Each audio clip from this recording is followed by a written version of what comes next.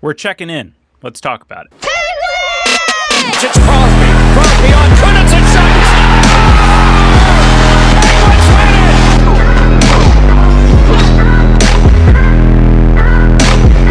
Sees part for Crosby to the goal. He scores! Buckle up, baby. Are you kidding me? And on Fay, the shot. He scores! Here's Crosby with a burst of speed up the middle. Gets open. Scores! To a collective. Andy Kyoto is beating Ninamaki. Finds it. What a show!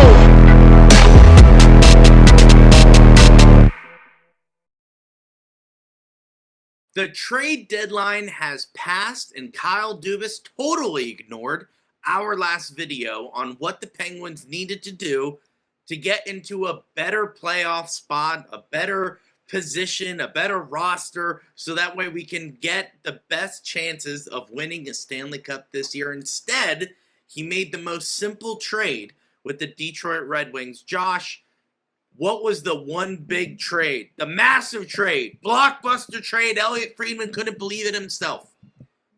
What was the trade that Kyle Dubas did on Friday? What did he do? I think you're right. Grammatically, I think you're right. Yeah. When I said I was like, that's not right. It didn't sound right. What did he But no, you're good. So Kyle Dubas made a trade with Detroit Red Wings for forward Elmer Soderblom, 6'8" forward. Massive. Human. Yes. Very, very large. If you haven't watched the last few games, try to find a highlight because it literally looks like a dad playing pee-wee hockey with his children. He is that much bigger than everyone. It's hilarious. Mm-hmm. 6'8" forward, 24 years old. So developmental project that Kyle Dubas loves. And then another thing that he loves, he's got term and he is cheap. So he is on the first year of a 2-year contract at $1.125 million. So it's not going to hurt the cap. And if he needs to scratch for a little bit, so be it. He's young. He'll develop. He's giant. It took him like 4 strides to get from one end to the other. It's just hilarious. 200-foot player. That's like 5 feet for him. It is kind of crazy.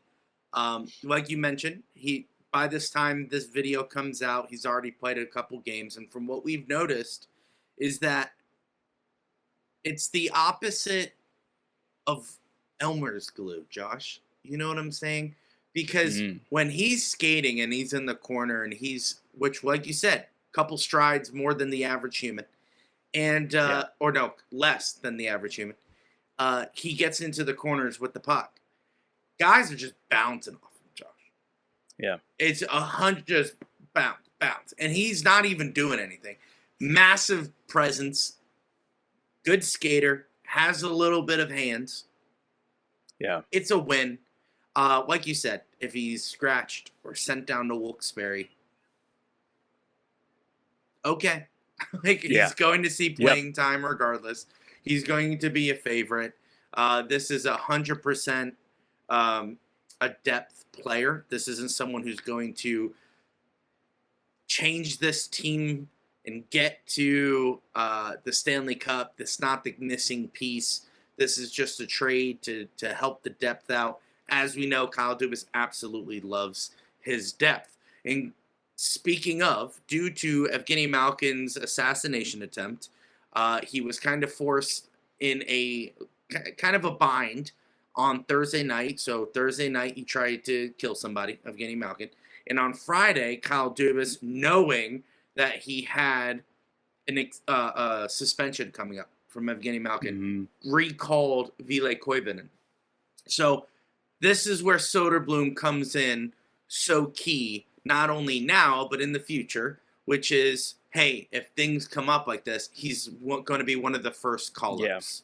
Yeah. Okay? He's going to be one of the guys. If he's not already here, just a healthy scratch, you know? Correct. Yeah. 100%. Yep. Either he's going to be a healthy scratch or he's in Wilkes-Barre getting called up immediately. And these are just guys that he loves, like Ville Koivunen, like Hayes, like Howe, like and just pick a name from how many times have we called someone up this season?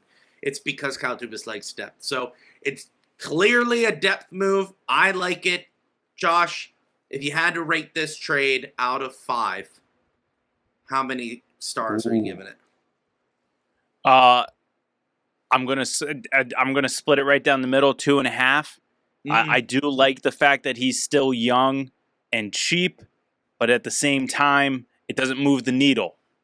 So Yeah, I like it for the aspects of like the developmental project, of the future outlook. I like all of that, but the immediate impact concerns me because you mentioned it. Crosby's been out since the start of the Olympic break. After the Olympic break, Malkin has the suspension, so we're kind of hoping that there would be some sort of move that would allow us to kind of take that next step here in this season, but it didn't happen. So we just got to take with what we got, and we're going to ride this team to the playoffs, and we'll see what we got.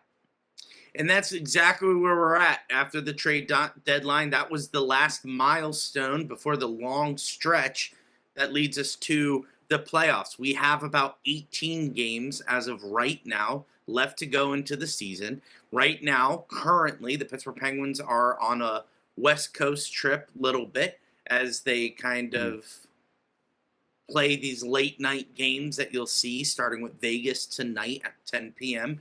But this is the stretch with 18 games left to go, and Kyle Dubas has a roster. Kyle Dubas believes in this hockey team, and no matter what happens, like a suspension, like an injury from the Olympics with Sidney Crosby, this is the team that he is happy with. This is the team that he made trades during the start of the season or mid-season with Jari and Chinikov.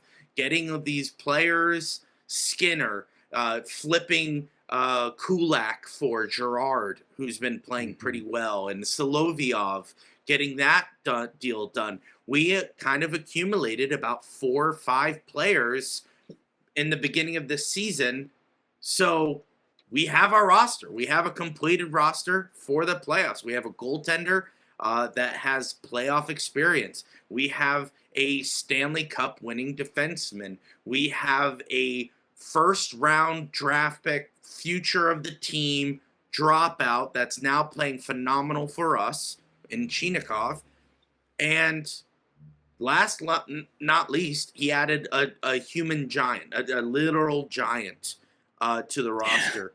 So this team is looking good. It's finally shaped. It's finally sculpted. And now we're looking to the playoffs with 18 games left to go in the season. We currently sit with a 77% chance to make the Stanley Cup playoffs. Josh, set the picture for us.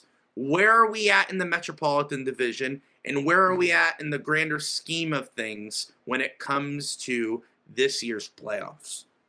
Yeah, I mean, honestly, you just said it there. 77% chance of making the playoffs. We do look good. We are sitting second in the Metropolitan Division with 79 points. Now, granted, we are tied with the New York Islanders with 79 points, who are sitting right below us in third.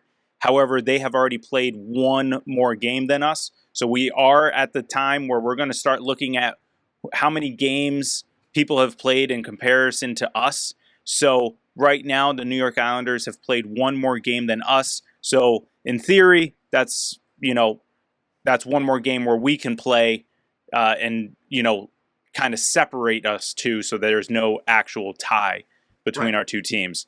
And then behind them is just in the division aspect is Columbus. So you have Columbus, who's there at 76 points with the same amount of games that we have played. So if they go on a run where we recede a little bit, where we slip, we can easily see Columbus creep back up in here and kind of cause issues, I should say, with the divisional race. And if that is to happen, we then have to look to the wild card. And right now, the way the wild card looks, we have Detroit at 79 points, Boston at 78 points, and then behind them is Ottawa with 73. Technically, Columbus is right there splitting the two between Boston and Ottawa. But nonetheless, there's 3 more teams that we have to be concerned about in Detroit, Boston, and Ottawa. So it's anyone's game right now. I understand that the projections, they have us right now at about 100 points. I think 100 points even if this is the way it's going. And I think we still would end in the 3rd spot in the Metropolitan. So I remember reading that breakdown correctly. So they would have Islanders leapfrogging us to take 2nd, and then we would finish 3rd in the Metro. I don't mind that, especially with how we've been playing lately. I won't say we've been playing our best hockey, but we've been surviving without Crosby, without Malkin. We just completed 3 games where we could have easily lost all 3 of those games and come out with 0 points. However, we came out with 4. So out of a possible 6, we were able to come away with 4. Two overtime losses and 1 overtime win. Right. So huge for us at this point when we're trying to just stay above water, waiting for Crosby and Malkin to come back. That's huge. Like, that's what we need so that we can get back healthy. We're also missing Brazeau right now, who's day to day. Gerard was a scratch of the last game as well. So these are guys that we're going to need to get healthy so we can get back to, like what you said, to be the full-fledged team that Dubas had planned out for this cup, I shouldn't say cup run, but playoff push that we're about to go on. I would say any team that makes the playoffs is on a cup run. Okay? Fair. I don't think any team that enters in the playoffs is going to say, well, boys, this is it. This is our last stop, the first round. No, this is you're going to try to win that round, and then the next round, and next thing you know, you're in the Stanley Cup. So, with that is what we look towards. There we go. Nice recovery. Got it. Nah, that wasn't a good one. We look forward, Josh. We look forward to the Stanley Cup playoffs. Now, who would we play if everything lined up? Islanders leapfrogging us. We get 100 points. We would play the New York Islanders, correct? I think so. I think that's how it would work. It just, we would lose the home ice. Right. So we wouldn't be home first. They would be home first in that series. Yeah. Correct. But it's looking like that's what it's going to be anyway. No matter if they leapfrog us, we maintain the 2nd spot in the division. It looks like the Islanders are ready to face us. And if you really want to go the nitty-gritty, we'll have another video and most likely a video of who we're going to be playing and kind of a deep dive on our opponent. But it's looking like the New York Islanders, and they've had our number all year. So this is going to be a very challenging first round. And I don't want to get ahead of ourselves because we as Penguins fans, we have been in a little bit of a drought for the last 3 seasons. The Pittsburgh Penguins, 4 seasons, the Pittsburgh Penguins have not made the playoffs. That is not Pittsburgh hockey. We fired our head coach. We now have a new one. We are now in a new direction. We are now doing a new way of hockey. We are doing the Kyle Dubas brand of hockey. And that is going to be today, this season, is going to be his first playoff berth. Hopefully. I don't want to jinx us because we still got time. You're close to doing it. To lose out. But if everything lines up correctly and we play our way the way we should for the rest of the season, this will be Kyle Dubas' first Pittsburgh Penguins playoff. And that's a win. That's a win that Kyle Dubas has been saying is part of this mysterious plan. Everyone said, what is the plan? It's to be competitive, but retooling the roster. He has done the retooling of the roster, I think, twice now. Full from second line down, he's retooled. The defense, he's retooled twice. Now there's fruit coming from his decision making. The fruit is finally being bared. 4. Why do I That's keep a on good putting, one. I keep on putting myself in the situation today? Yeah, yeah. But I think Try to 4, avoid that going forward. past tense, the fruit that we're about to bear. Nice. The fruit that we're about to bear, which is his very first playoff, which is a win. That is a successful season. Any organization, that's a win. That's a win for an organization, and we need to take that win. We need to take this we need to take this W. And we need to say, at least it's not a loss. At least it's not another missed playoff. Because honestly, if we miss the playoffs, I think Kyle Dubas' judgment and his plan is in question. Oh, for sure. But, yeah, just in question. I don't think he's going to be fired, but I think it's a short leash because, hey, you've had 4 seasons to really try to change this. But not only that, it's like it becomes a more serious question because if it is a rebuild, then where were the why were we, quote unquote successful, I guess? Sure, yeah. To not put ourselves in a better position to get a higher draft pick. So that's where, you kind of fall into that mediocrity section where you're not making the playoffs, but you can't, get a top pick in order to, revamp your rebuild or retool like the Islanders just did with Schaefer. So that's where yes, I think you're right on where I think it'd be fair if we do collapse here and miss, we should be able to fairly judge Dubas's plan so far and try to understand and ask for clarification because Lord knows he's still not giving us any type of clarification on what the plan is. Yeah, 100%.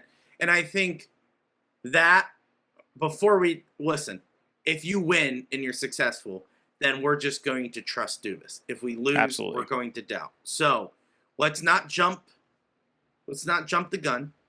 Let's not count our chickens before they hatch.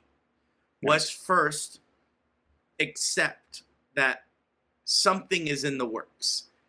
That this season, with a old core, somehow found its way to get out of that pit, to get into the playoffs. And that is a win. That is something you need to celebrate before anything. Then we could take a look at the playoffs and how can we win and how can we do that. Because guess what? I love you, Yinzers. I love you, Pens fans. But we also, when we're given an inch, we want a mile. So listen, let's celebrate the small victories. We didn't sell anyone in the deadline. Rust is still a part of this roster. Raquel is still part of this roster. We still have a lot of guys that a lot of people like still on this roster. Mantha, Brajo, Skinner, Carlson, and he's been our best defenseman this season. When last year we were like, how could we get rid of this contract? That's what we were asking. How could we get rid of this contract? It clearly didn't work. This year, he's our best defenseman, and we're like, should we extend him? That's the conversation. So let's embrace that. Embrace that, hey, the future is looking good. This year is looking good. Let's focus on right here, right now, which is 18 games left to go in the season. The Penguins are sitting comfortably in a playoff spot. And let's hope that they could finish this season strong to get back into the NHL playoffs for the first time in 4 seasons.